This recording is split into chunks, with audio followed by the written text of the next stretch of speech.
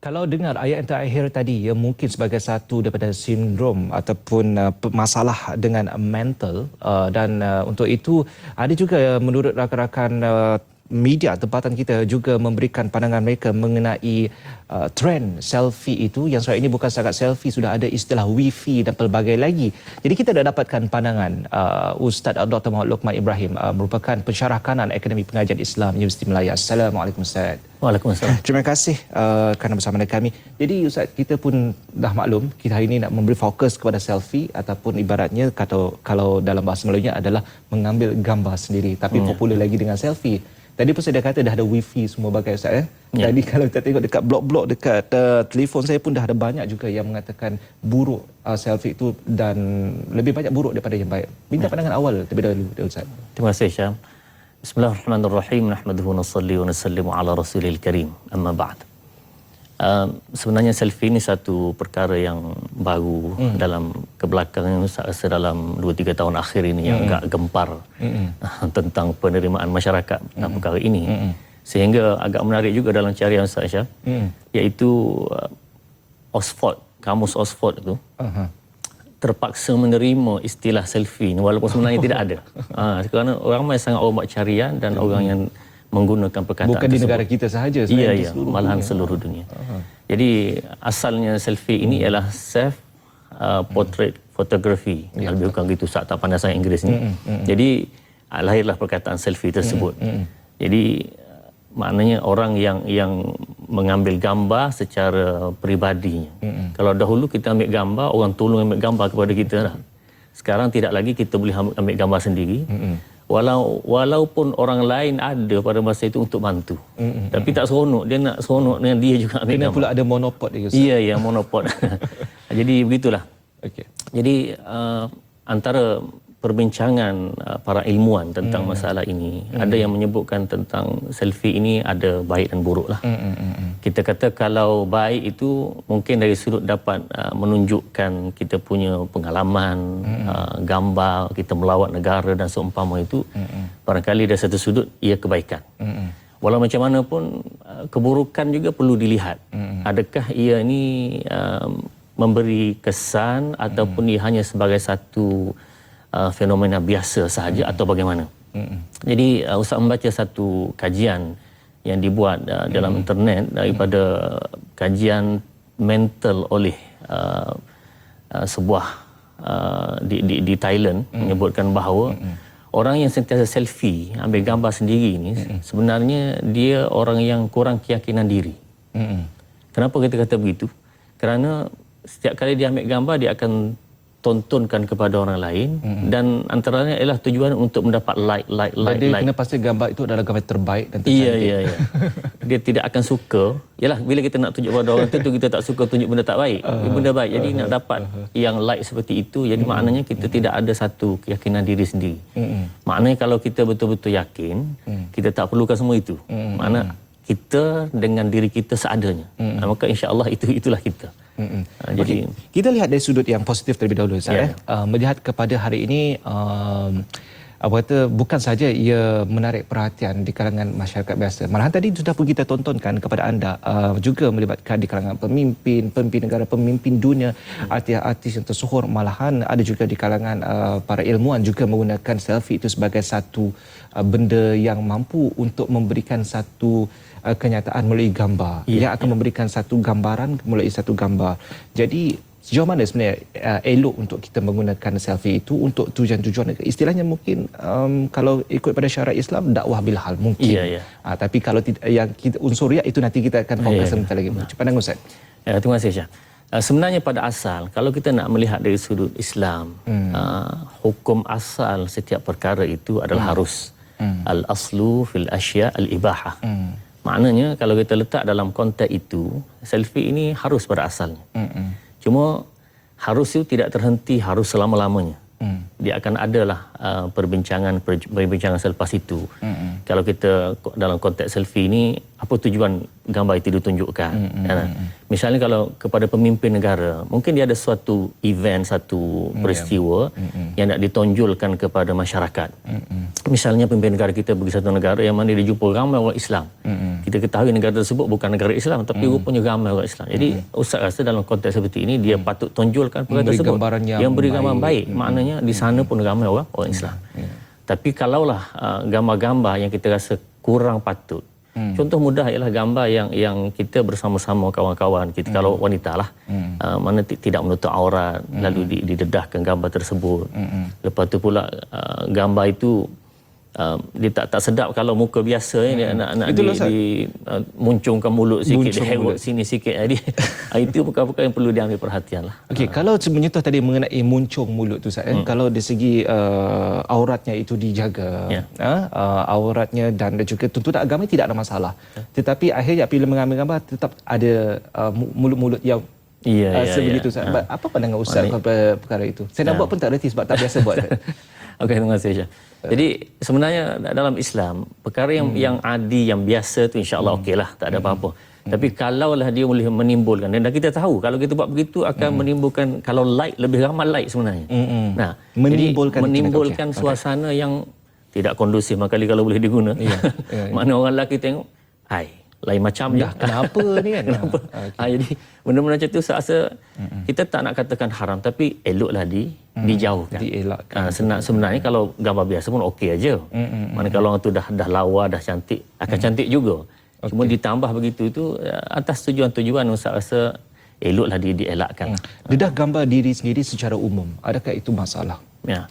Pada asasnya, sama ada selfie ataupun tidak Ustaz? Ya. Pada asasnya itu tidak mengapa pada asasnya. Okey. Tetapi kita boleh ingat bahawa di sana orang ni kalau ada 10 kepala, 10 macam dia pemikiran.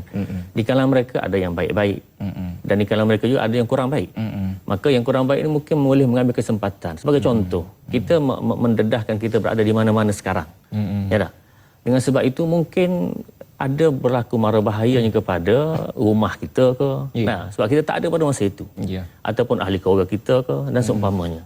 Jadi maknanya pada masa yang sama kita gembira melakukan perkara tersebut, tapi boleh membuka kepada satu perkara yang mungkin mendatangkan bahaya kepada kita. Jadi seelok-eloknya, itulah saya rasa sekarang ni yang menjadi masalahnya, lebih ramai yang membuat tindakan tanpa berfikir terdahulu apa akan berlaku sekiranya satu-satu tindakan atau langkah itu diambil.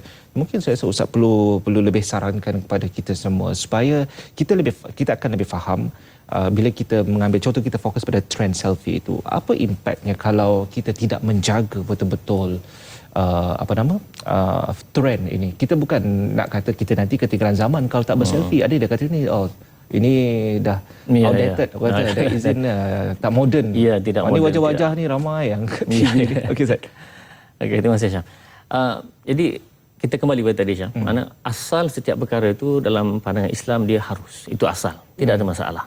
Cuma dalam Islam juga ada perkara lain yang perlu dilihat, iaitu apa-apa yang melampau. Maka ini Islam tidak sarankan atau Islam tidak suka. Contohnya lah, dalam Quran menyebutkan tentang a'udzubillahi minasyaitonirrajim, kulu washrabu wa la tusrifu. Kulu washrabu, makan dan minumlah. Maksudnya makan dan minum ni sepakat ulama, makan dan minum harus. Makna pada asalnya harus. Tetapi jangan melampau. Maknanya orang kalau makan buka puasa ni, dia makan itu harus, tak ada masalah. Tak makan pun tak apa sebenarnya, cuma dia nak berbuka kan. Tetapi kalau dia makan tu sampai 4-5 pinggan, tak terbangun dia, nak semayang pun tak boleh. Itu dah jadi hukum yang lain. Dah melampau dia sudut-sudut itu. Jadi kalau kita nak katakan sudut ini, sama jugalah. Jadi Ustaz rasa kalau gambar tu sikit-sikit, dalam keadaan yang okey, yang terjaga aurat dan seumpamanya itu dalam suasana yang baik, insya-Allah itu okey. Tapi kalaulah setiap pergerakan, setiap melangkah aja ambil gambar, melangkah aja ambil gambar. Hatta Ustaz pernah tengok. Ada Ustaz. Satu orang yang dia selfie gambar dalam bilik air. Dia tunjuk muka je lah, dengan memek mukanya, teka saya tengah buat apa. La ilaha illallah. Jadi sampai ke tahap itu je lah. Jadi kalau begitu keadaannya, dia boleh membawa kepada perkara melampau, dan Islam menegah benda melampau. Itu sangat melucukan Ustaz. Ya, Ibaratnya kalau kita tengah mencuci pakaian, ada jiran kita tegur, tengah buat apa tu? Itu lawak. Dan saya perasan juga bila Ustaz menyentuh satu video, juga ada satu video ini sampai ke tahap dia menjadi ketagih selfie. Apabila seorang wanita ini daripada rumah, daripada bangun, keluar daripada selimut, dia ambil selfie sampai dia keluar ke rumah, sampai saat dia dilanggar kereta. Sampai saat dia dilanggar kereta dan dah terbaring, dah hampir nazak, masih lagi ambil handphone untuk selfie. Itu saya tak pasti itu mungkin rakaman untuk menunjukkan bahawa ketagihnya selfie. Pandangan Ustaz sampai ketagih selfie itu. Itulah Ustaz menyebut tadi bahawa kalau ketagih itu dah sampai itu melampau. Jadi melampau itulah yang Islam minta sangat dijauhi. Hatta dalam perkara agama pun kalau melampau Islam tak benar. Contohnya kalau kita nak bersedekah. A'udzubillahi minasyaitonirrajim. Walladzina idza anfaqu lam yusrifu wa lam yaqturu wa kana baina dzalika qawama. Apabila orang tu nak bersedekah infak, lam yusrifu, jangan melampau, lam yaqtur, jangan kedekut sangat. Wa kana baina dzalika qawama. Tapi tengah-tengah. Maknanya dalam bulan puasa ni infak dengan banyak. Cumanya janganlah sampai kita tak ada harta langsung. Jadi itulah yang Islam melihat kepada wasatiyah, pertengahan itu. Betul. Wasatiyah itu sangat penting. Itulah Ustaz, kalau kita lihat trend selfie itu, kita melihat selfie ni kadang-kadang kita lihat mungkin agak kecilnya skop untuk kita nak bincangkan, tetapi ini kita perlu sarankan kepada anda supaya anda lebih memahami apa agaknya impak ataupun di mana pro dan kontranya apabila kita sentiasa mengamalkan selfie. Sebagai contohnya sekarang ini apabila dalam bulan puasa kita mengambil selfie dengan gambar yang pelbagai makanan yang penuh di belakang sana. Tujuannya biasa, tujuan dia tidak ada niat untuk riak, tetapi itulah macam Ustaz awal tadi dia ada mengatakan nak dapatkan like banyak, nak dapatkan status respon banyak, kemudian nak buktikan bahawa dia makan, tapi statusnya biasa-biasa aja. Alhamdulillah, ada juga alhamdulillah tu. Macam mana Ustaz?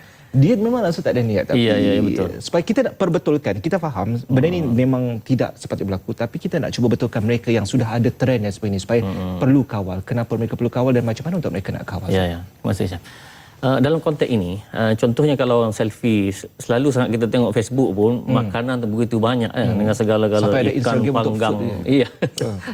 Dengan segala itulah. Jadi bagaimana pandangan Islam sudut itu? Baik, Ustaz nak minta kita sama-sama merenung perkara seperti ini, iaitu semasa kita menguploadkan gambar-gambar makan, kadang-kadang makan itu mewah dan sedap dan seumpama. Memang dia tidak niat untuk menunjuk seumpama itu tak apalah.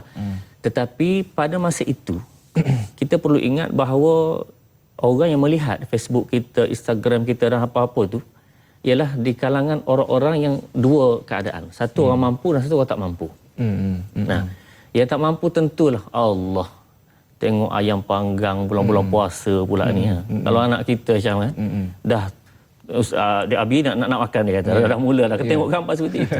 Jadi dengan sebab itu ada di kalangan masyarakat yang memang tak mampu untuk makan perkara seperti itu. Tapi kita tunjukkan, maknanya kita telah mendatang satu perasaan yang tidak senang kepada dia. Kita tak niat pun tapi secara automatik berlaku. Alangkah baik kalau tidak di-upload gambar itu. Itu satu. Yang keduanya ialah sebenarnya orang tu ada duit pun, boleh beli pun. Tapi makanan tu tak ada tempat dia. Contohnya makanan tu ke Arab kan. Sini tak apa lah, kabsyah lah apa semua ada dah. Tapi nak beritahu tak ada kat sini. Jadi macam mana? Tak boleh juga makan. Tapi kita makan, alhamdulillah. Jadi makan dengan sebab itu kata Rasulullah sallallahu alaihi wasallam, ini adab Rasulullah ajar. Ma'ama nabi. Bukanlah daripada jenis orang beriman man bata syab'anan, yang tidur dalam keadaan kenyang, wajaruhu dan dalam keadaan saudara sebelah rumahnya ja'i'un, lapar. Maknanya kita kata itu jiran sebelah.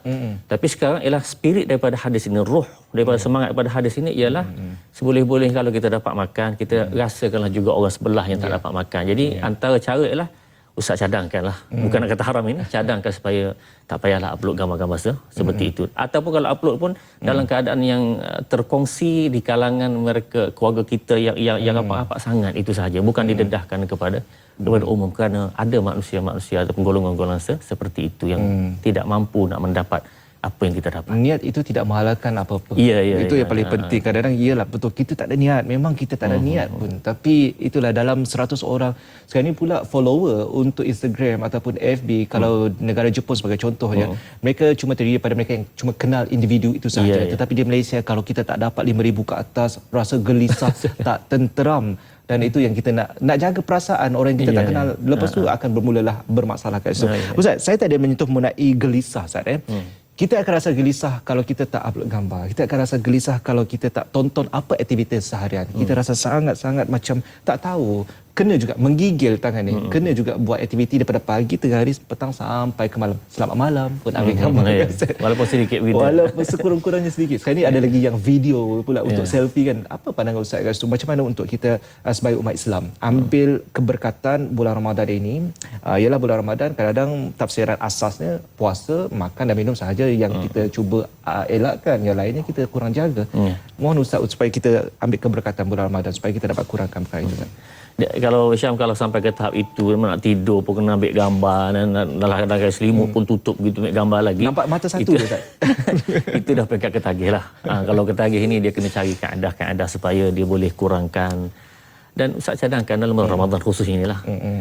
Cubalah tinggalkan dulu handphone tu dulu. Kecuali untuk urusan nak bercakap apa semua. Dan ambillah Quran. InsyaAllah dengan baca Al-Quran seperti ini akan mengurangkan perkara seperti itu.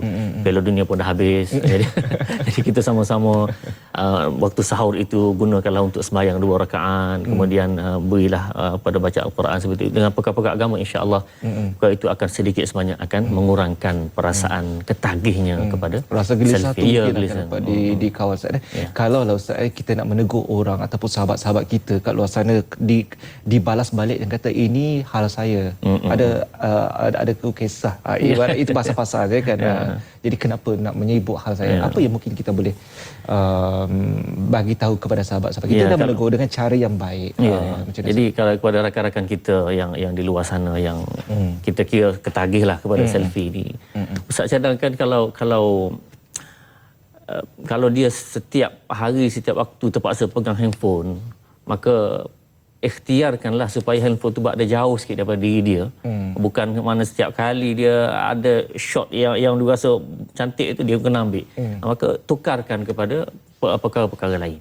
Dan misal kata kita kata apa, yalah ini bulan Ramadan dah.